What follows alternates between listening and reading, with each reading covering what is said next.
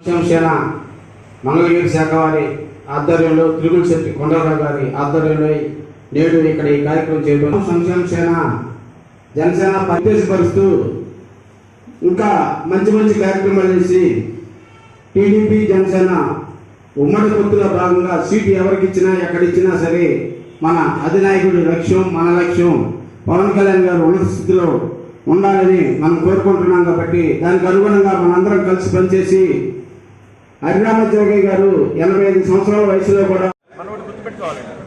ఏ party అయినా సరే ముందుకెళ్ళాలంటే పొత్తు అనేది తప్పులేదు.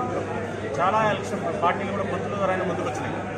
కళ్యాణ్ గారు ఏం చెప్తున్నారంటే ఈరోజు మనము టీడీపీతో ఎలయన్స్తో మనము 30-40 మంది ఒక 40 మంది అన్న గట్టిగా మన జనసేన పార్టీ తరఫున మన అభ్యర్థులు మనం గెలిపించుకొని రాబోయే ఎలక్షన్స్లో అసెంబ్లీ ఎలక్షన్స్లో మనం కానీ జనసేన పార్టీ తరఫున ప్రజల వాణి కానీ గట్టిగా నిలబెట్టగలిగితే ఏంటంటే మంగళగిరి సీటు అంటే ఒక మంగళగిరి కాదండి, చాలా కాన్స్టిట్యూన్సీలు కూడా ఇదే డైలమా ఉంటుంది. ఎందుకంటే పొత్తులో ఉన్నప్పుడు మనకున్న 1/3 సీట్స్లో మనం కంటెస్ట్ చేస్తాము. ఏ సీటు ఇంతవరకు డిస్క్లోజ్ చేయలేదు, ఇంతవరకు ఫైనల్ కాదు.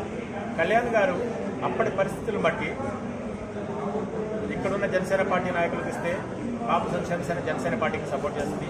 లేదు టీడీపీ తరఫున లాస్ట్ టైం నారా లోకేష్ గారు అంటే కంటెస్ట్ చేశారు కాబట్టి మళ్ళీ టీడీపీ తరఫున ఆయన నిలబడేట్లయితే కాపు సంక్షేమ తరఫున మేము గోల్ ఆటగా ఆయన సపోర్ట్ చేస్తాము. కానీ సీట్ అనేది ఎక్కడ డిస్క్లోజ్ కాలేదు. ఎవరికి సీట్ ఇస్తే వాళ్ళకి కాపు సంక్షేమ వర్క్ చేస్తాం. సంక్షేమ చేస్తుందంటే జనసేన కూడా చేస్తుందండి.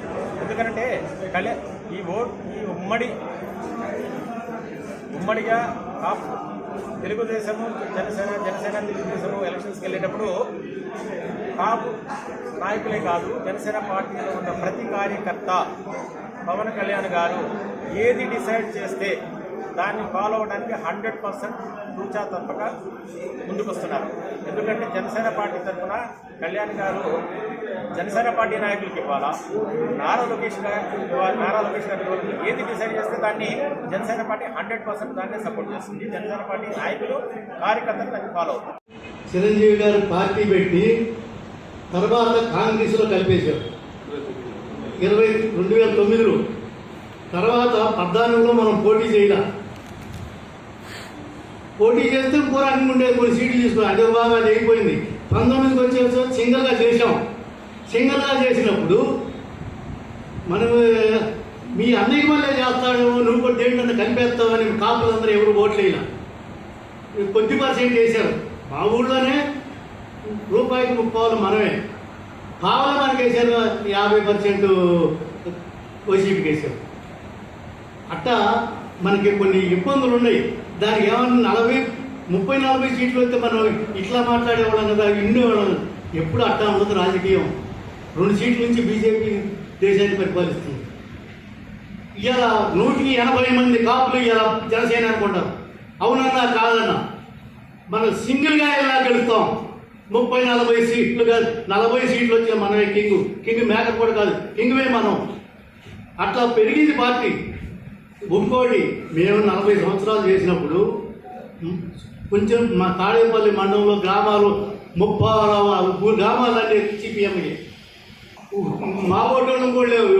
ఊరికి 2-3 మిగిలారు సిపిఎంకి. ఏ గ్రామంలో నెంబర్గా కొలిచే ప్రసక్తి కూడా లేదు. ఆ పరిస్థితికి వచ్చింది. 7-8% బీజేపీ కలిసింది, 0కి వచ్చింది. ఇవన్నీ అంతే. ఇప్పటికే మనం నష్టపోయాం. నష్టపోయాం. ఇప్పటికే ఇద్దరం కలిసి పనిచేసేటప్పుడు ఒకసారి శ్యాంప్రసాద్ గారికి అది ఈ విషయం కళ్యాణ్ గారికి చెప్తారేమని నేను దీని గురించే నేను మాట్లాడాలనుకున్నా. ఇప్పుడు మనకు భవిష్యత్తు ఉంది. జోగయ్య గారు లేకపోతే ఈ సూచనలు 70 సీట్లు, 80 సీట్లు, 60 సీట్లు టాప్